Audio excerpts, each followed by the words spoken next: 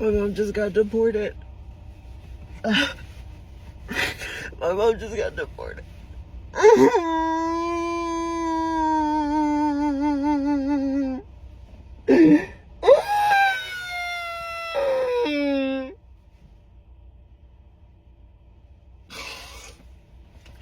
It's so not fair.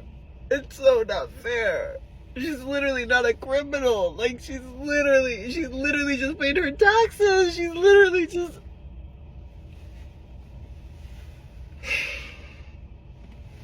We're not safe. No one's safe. Please. Hug your loved ones, please. The place that I go to, it's about an hour away from my house.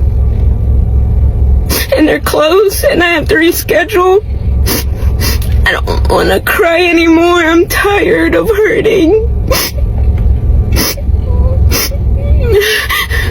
But this has affected so much of my mental health.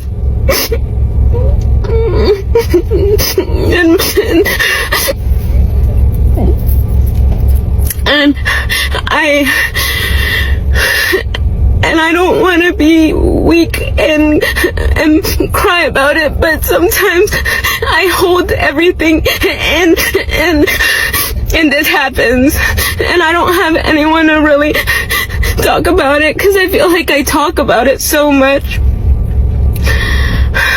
I talk about it so much to the point where I feel like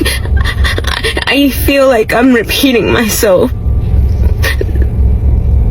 So I'm just frustrated because the office is closed because of mourning for Jimmy Carter, which we mourn for him, but I just wish I had an email or something, because I just show up to basically another closed door temporarily again, and I'm having to reschedule and figure out how I'm gonna do another half month without the security of my life right now, and then we're gonna get a snowstorm, so it's just like, when can I catch a break? And so for any of you who have friends or family or even coworkers who have DACA or under DACA, please check in on them, because sometimes it can be really hard and we tend to internalize a lot of our feelings. And be very supportive towards them, because they always have to do above and beyond. And we're grateful, but we always have to go above and beyond. And we're never enough for one place or another, so it feels very lonely. But yeah. For my husband, I'm like, are you sure you want to vote Republican? And he's saying he's going to deport criminals. You're not a criminal. Every time we go to ICE, they tell you, Mr. Juarez, your wife is no criminal. He voted for him, and now he's deporting his wife. And now they deported me. They kicking me out, and they breaking my family apart. Before you enlist in the military, think it twice. Before you marry an immigrant, think it twice. Think it if it's really worth for you to sell this country. So this is for all of my Latinos for Trump, which I will never forgive you for putting this man back in office, especially because your roots, he was never going to pick you. Anyways, so remind me again how you guys were for a person that wanted to get all the people that didn't belong here or came here the wrong way. Why are we trying to fly back white South Africans? Yeah, that's what they're trying to do. They're trying to bring in some white South Africans. If you don't get the message now, like, you guys are probably the type of people that, like, your ex told you that they needed to focus on themselves, and you believe them. Like, that's the type of people that I believe you are.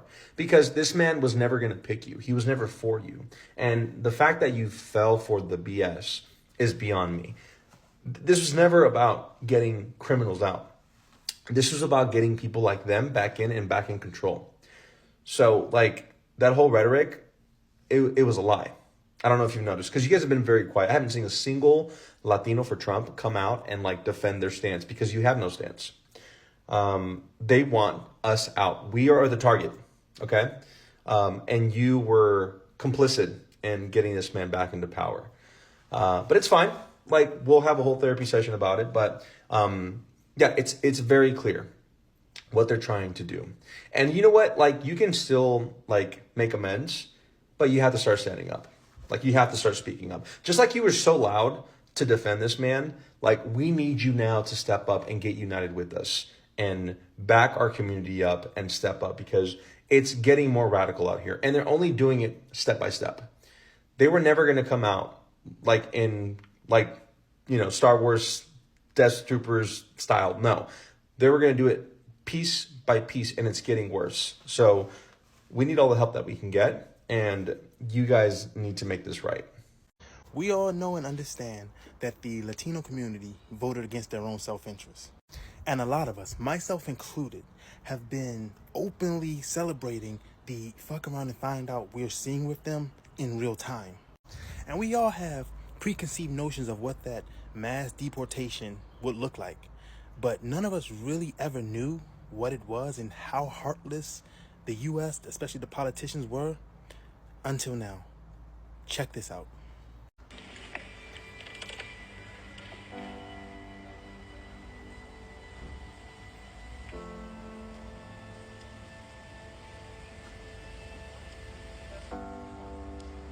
Are you a little nervous this morning? Wouldn't you be? See? Do you understand what these proceedings here in court are all about? How could he? You know what a lawyer is? This is America. No.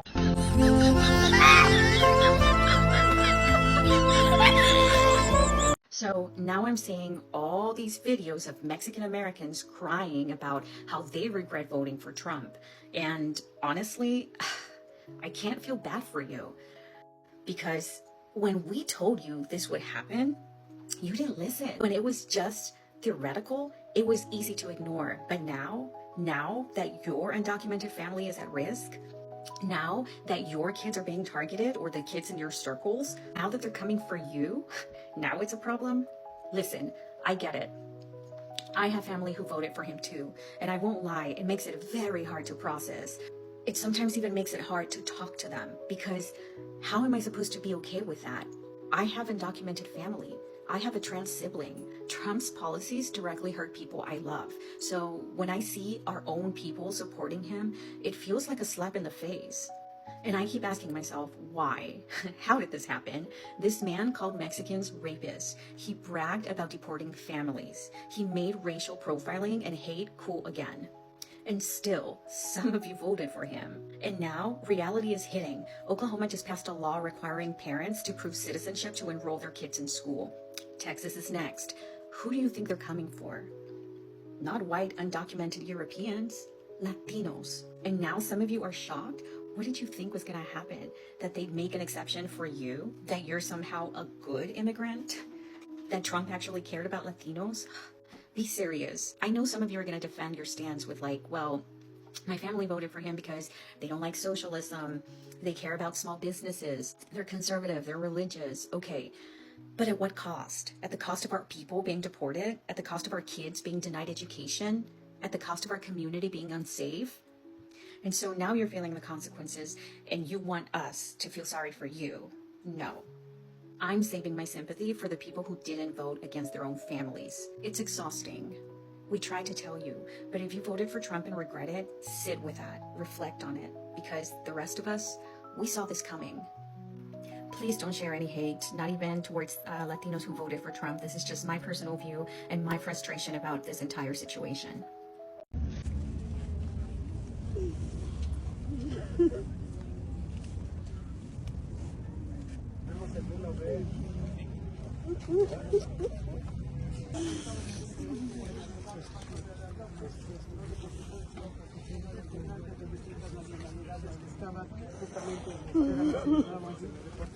Que tenga compasión y lo deje cruzar, que lo dé un apoyo, que los apoye,